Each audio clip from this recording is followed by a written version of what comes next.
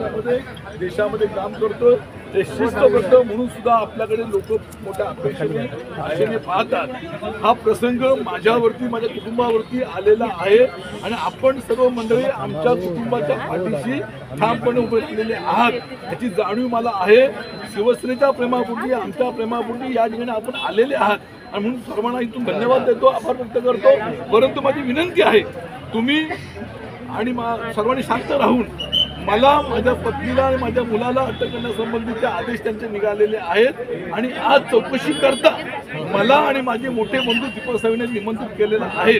आम्ही आतमध्ये कार्यालयामध्ये जात आहोत.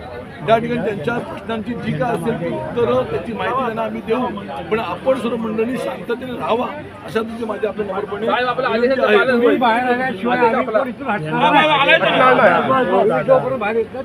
आहे.